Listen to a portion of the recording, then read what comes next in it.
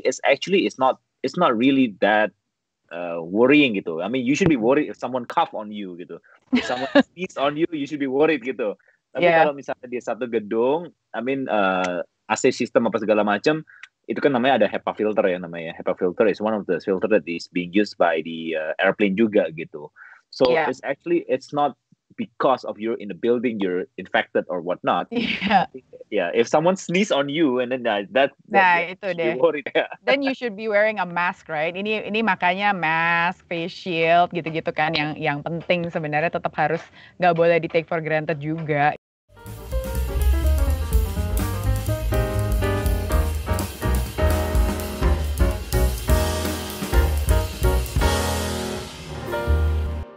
Hi Eri, how are you? Good. How are you? Baik. Aku lagi liburan. Eri lagi di mana? Widih, asik banget. Gue udah kangen liburan nih. Udah lama nggak liburan. Belum pernah liburan sama sekali selama pandemi? Belum. Unfortunately, belum. Okay. First question then. Tell us what's been happening. Maksudnya kita pengen tahu banget what's happening with your industry generally, itu gimana sih sekarang, apa yang terjadi? Gua kan di hotel industry basically. So the March, April, May was the darkest Asia, tapi puji Tuhan bulan Juni, Juli udah getting so much better. Hospitality udah mulai picked up lagi. Recovery lah, sekarang kita lagi recovery period. You know, kita sekarang ada 13 property and most of them are already positive cash flow, jadi udah mulai bisa survive by its own secara business wise, secara financial. Jadi secara people are getting back to travel, kita udah mulai kelihatan gitu. Dari terakhir kita ngobrol gitu, waktu terakhir gue ngobrol sama lu, gue masih ingat gue bilang there will be light at the end of the tunnel, tapi belum kelihatan ini lightnya. Kalau sekarang udah kelihatan lightnya. Gitu. Okay. So it's good. It's been good. Nice. Okay. So outlook-nya sampai akhir 2020 gimana? Kalau buat kita sih kalau ngelihat dari perkembangan hospitality travel gitu ya, kita ngelihat pick up-nya mulai dari Jakarta ke Bogor, ke Puncak, terus ke Bandung, Semarang, Jogja, Surabaya. Jadi Jawa udah mulai recovery. And I think kalau gue ngelihat forecast sampai akhir tahun, the biggest pickup will be, or the biggest bang will be Bali reopening in December. I think a lot of foreign travel juga udah nggak sabar buat itulah kasarannya. Kita juga nggak, kita sih bisa-bisa aja. Cuman memang Bali kan memang di-decide untuk buka lagi end of the year. Been very good for Jawa Island especially. And I think by the end of the year, Bali will have the biggest bang because domestic travel will be crazy, I think. Yeah. Do you think dengan reopeningnya Bali Desember and what's been happening today ya, kayak Jawa udah makin rame. Nah, it's enough to the loss yang udah dihadapi kemarin itu 3 bulan? Not really actually. Belum adalah recovery on a very minimum level lah kita bilang. Jadi sekarang the recovery means that kita bisa survive tanpa ada let's say financial injection atau ada extra income dari lain-lainnya. Jadi sekarang bisnis muter dulu lah, kita floating dulu gitu. Tapi kalau misalnya kita bilang bisa nggak recovery sampai kita balik kayak dulu lagi by the end of the year, I don't think so as business perspective. Cuman sekarang sebenarnya customer ini punya option banyak. Lu bisa holiday dengan harga hotel yang jauh lebih, dapat harga hotel bintang 5 tapi beli barang bintang 3 kan gitu kita bilang. Jadi this is a consumer era gitu. So consumer has more options. Pilih liburan mau kemana dengan harga yang jauh lebih murah. Right. Kalau dari sisi I will. I am. Kalau slowly udah mulai recovery ya. Memang awalnya mereka kan paling impact the most gitu ya. So that's why we did all the things that we do lah before gitu. Cuman sekarang mereka udah mulai, spiritnya udah mulai come back. Income-nya juga udah mulai picked up. Although the income will not be as full as before gitu. Tapi dari keadaan yang sebelumnya kita semua udah happy lah kasarannya, kan kita orang Indonesia ya. Kalau ada apa-apa Ya. ya untunglah gitu kan guys. Dari sisi yang mungkin layoff atau PHK itu sudah I mean do you kesana yang kena impact atau udah pada balik lagi? I think sekarang sih udah mulai recovery ya. Mungkin Okay. gue kemarin baru ngobrol dari company di Singapura. Kalau di Singapura mereka baru mulai layoff. Kalau di Singapura. Oke. Gitu. Kalau di Indonesia, karena kita punya domestic tourism ini gede banget dibanding kayak Singapura. Singapura kan nggak punya domestic tourism. Gitu. Jadi yang people yang kita tadinya di furlough, yang tadinya di unpaid leave, itu mulai kita panggilin, ayo waktunya kita kerja lagi ya gitu ya. Let's get back to work, let's recover together. So the spirit is been good for the past 1-2 months. Gitu. That's really really great to hear. Kalau misalnya what do you guys do? Boleh ceritain sedikit nggak? Misalnya kalau di Art Hotel itu mungkin dari berapa properti yang sudah buka itu berapa, dan what did you do differently now that you're reopening gitu? Gue sih sekarang hampir semua udah buka. Mungkin yang belum buka cuman Bali doang punya gue. Jadi dari sekitar 13 kita yang udah buka 12 lah. Tapi anyway yang kita lakuin sebenarnya kita jaga staff sama kita jaga tamu gitu. Kita make sure staff kita yang kita bisa kontrol itu mereka, kita do all the temperature check, kita do all the procedure that come from the government and WHO segala macam ya. Kita do all the measurements, rapid test on a periodically basis. Jadi semua itu harus kita lakukan, termasuk dari sisi operation, disinfektan kamar mesti kita disinfect pada saat orang check out. Cara ngebersihinnya juga beda, touch point dilap-lap, tombol-tombol lift lah, udah beda banget sekarang gitu ya. Tapi itu kan yang kita bisa kontrol gitu. Jadi yang dari sisi staff kita kontrol, make sure mereka sehat, make sure mereka tuh aware how to maintain their health gitu ya. Sampai kita kerja sama-sama Halodoc akhirnya. Oh gitu. Kita kerja sama-sama Halodoc. Jadi basically dia akan memberikan training untuk semua properti gua. Sebagai staff gua di training sama Halodoc. Cara menjaga kesehatan, cara vitamin apa yang bagus, jaga badan. Kalau badan nggak enak mesti ngapain, kayak gitu-gitu tuh. Karena kan banyak orang mungkin nggak aware ya. Tapi dari sisi tamu juga kita juga harus jaga tamu gitu. Dalam sisi kalau misalnya mereka datang ya harus di temperature check, itu artinya menjadi salah satu prosedur normal ya sekarang ya udah ya. Gitu. Tapi kalau tamunya pas check-in di Art Hotel mereka lagi merasa nggak sehat atau apa, mereka boleh consult di Halodoc juga gitu. So that's what we do collaboration. Gitu. Harus rapid test atau swab test nggak untuk nginep di Art Hotel?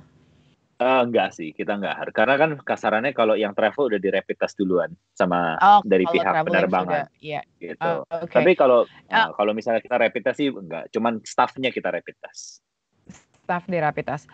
Nah, ini nggak tahu ya. Ini mungkin banyak orang-orang yang suka agak takut dengan hotel terutama karena zaman sekarang orang kalau ketemuan pengennya di tempat yang terbuka karena sirkulasi udara lebih baik gitu kan. Kalau di hotel biasanya itu bentuknya gedung, centralized aircon gitu kan.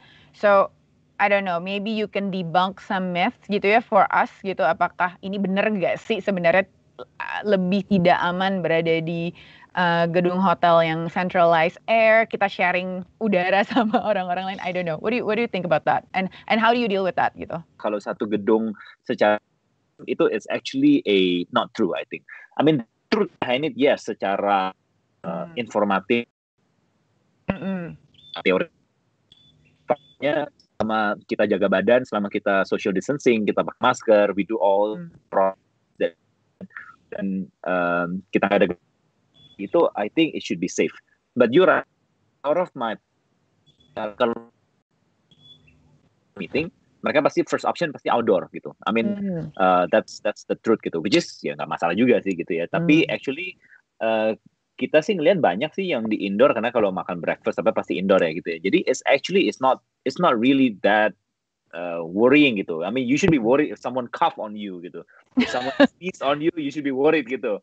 Tapi kalau misalnya di satu gedung, I mean AC system apa segala macam, itu kan namanya ada HEPA filter ya namanya. HEPA filter is one of the filter that is being used by the airplane juga gitu. So it's not because of you're in the building, you're infected or whatnot. Iya. Yeah, if someone sneeze on you and then that Nah, you itu should be deh. worried. Then you should be wearing a mask, right? Ini makanya mask, face shield, gitu-gitu kan yang penting sebenarnya tetap harus nggak boleh di take for granted juga gitu. Exactly, itu penting banget sih. Itu apa ngobrol sama orang itu pakai aja nggak apa-apa, orang nggak bakal tersinggung. Dan zaman sekarang orang malah lebih respect, lebih appreciate gitu. Right. Eri, kan sekarang tadi juga Eri juga ada cerita soal domestic tourism ya kalau di Indonesia ya. Is it actually enough kalau untuk hospitality industry to really just rely on pangsa pasar domestik? In certain point, it will be enough to cover some of the extent of the goal ya. Cuman at the end of the day, you will always need foreign travel gitu. Especially if you look at Bali, Manado, Batam, all these semi-resort cities, you will always need foreign travel gitu. Memang domestic travel kita gede banget, tapi at the same time negara kita juga gede gitu. Jadi kasarnya hotelnya banyak, orangnya banyak, tapi negara juga gede. Jadi to cover is a lot gitu. Jadi kalau ngomong secara national tourism, of course, I think the domestic tourism will be the base of everything. That will be our safety net lah, kita bilang kayak zaman-zaman susah sekarang, safety net kita yang bantu kita, which is domestic travel. Jadi memang kita bisa bangkit lebih cepat. Tapi of course to get to where we were before, kita perlu travel, pasti perlu. Tourism pasti masih perlu.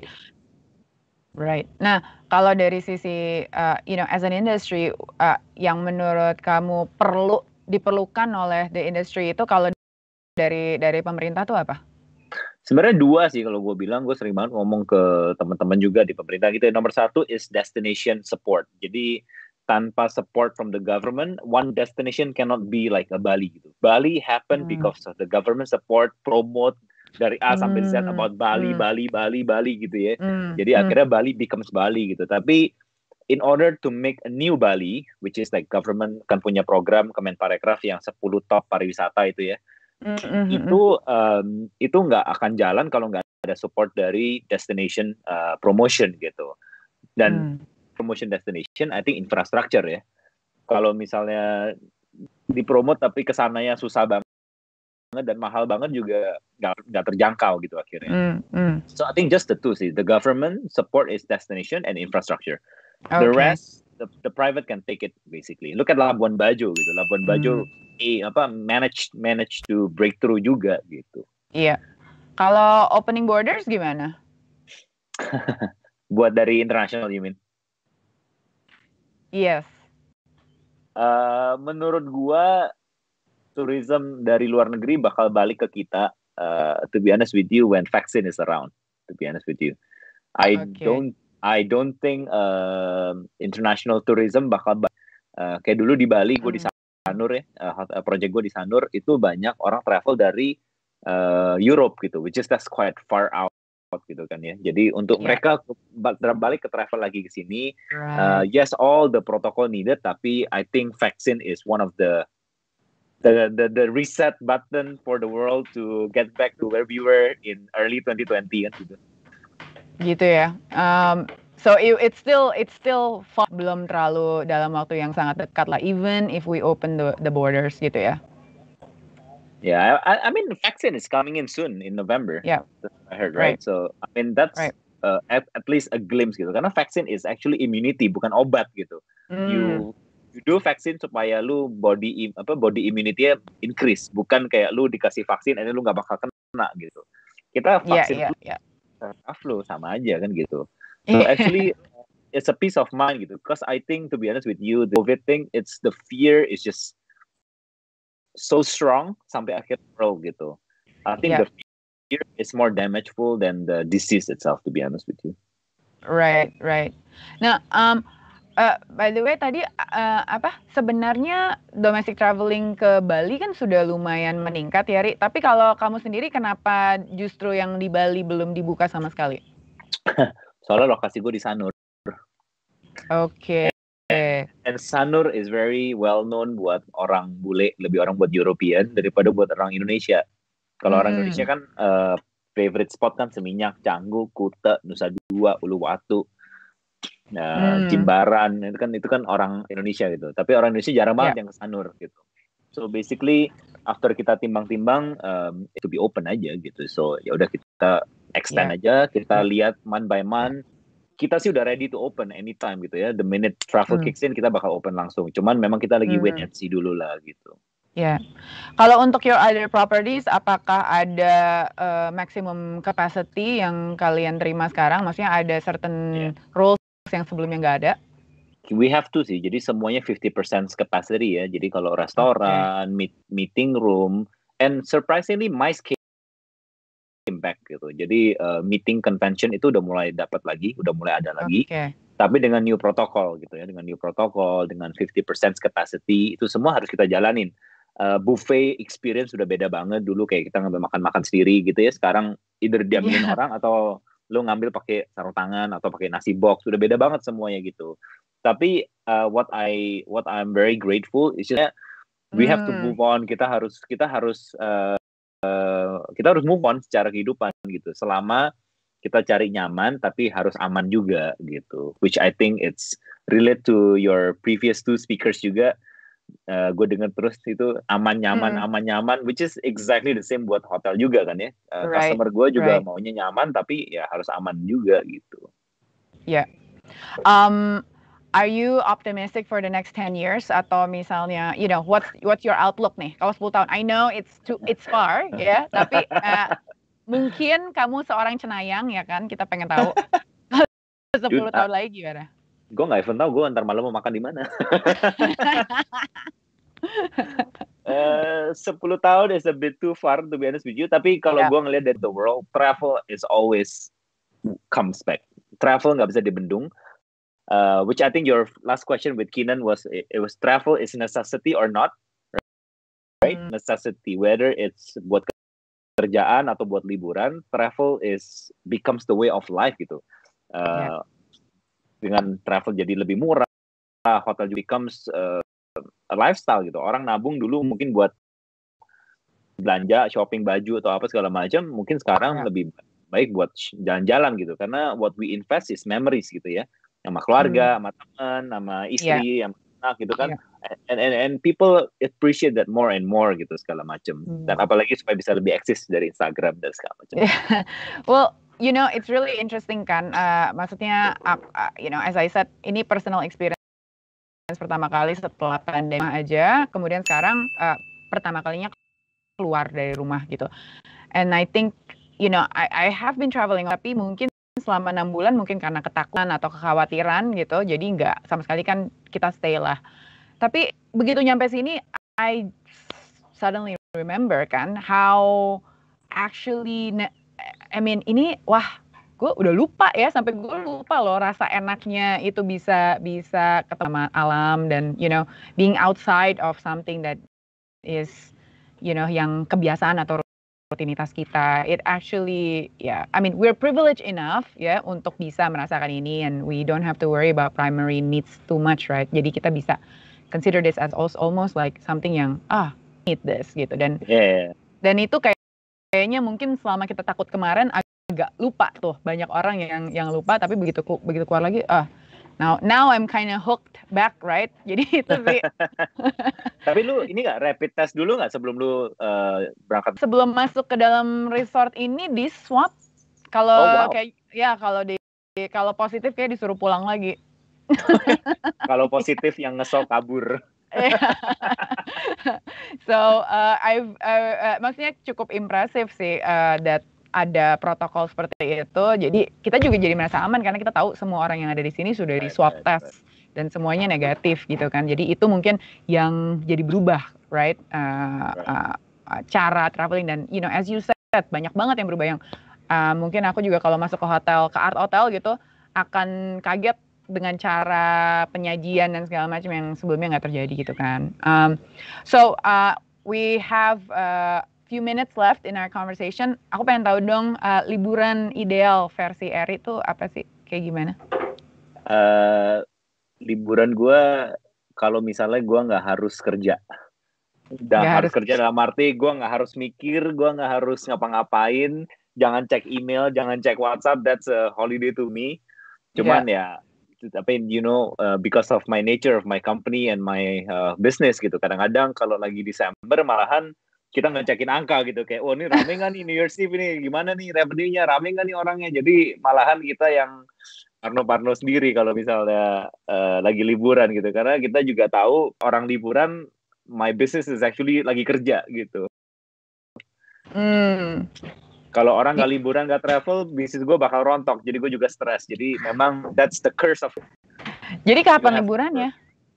I mean, that's why orang hotel tuh demen kerja di hotel. Jadi gue nggak ngerasa gue tuh kerja gitu. Oke. That's why if orang hotel tuh bayarannya paling kecil, tapi jam kerja paling panjang. Yeah. And okay, for someone like you ya, yang udah lokasinya juga di mana-mana gitu kan, I wanna know your next destination atau destinasi yang paling pengen lah, yang belum kejadian mungkin. Next one. Gue paling pengen adalah Labuan Bajo, Raja Ampat. Those two are my one of the top 2 bucket list yang gue pengen banget. Okay. Explore more gitu ya. Karena kalau Bali, to be honest with you, I mean, we grew up here in Jakarta in Indonesia, jadi Bali is within the reach. Although Bali is very rich, tapi juga banyak, gue pengen banget explore more the islands gitu. Karena I think Indonesia has such a beautiful nature that maybe kita nggak tahu aja gitu. Okay. Wow, that's aku juga pengen sih. And probably you should try Rote ya. Rote, it's really nice. Rote, yes. Di Indonesia Timur. Pokoknya pulau-pulau itu. Funny you mention Rote. Kita ada project di Pulau Rote. Waduh, undang gua dong kalau gitu. Belum jadi. Nanti kalau udah jadi ya, kita lagi designing it. Jadi, ya pas live stream nih, biar a lot of people will hear this. Okay, I think we run out of time now, Eri. But thank you so much untuk diskusinya hari ini, and I'm so glad gitu ya, kita dapat cerita-cerita yang cukup optimistic from Eri and also from our previous speaker. So teman-teman, selanjutnya adalah perbincangan Andini Effendi dengan Bupati Banyuwangi Abdullah Azwar Anas. Thank you.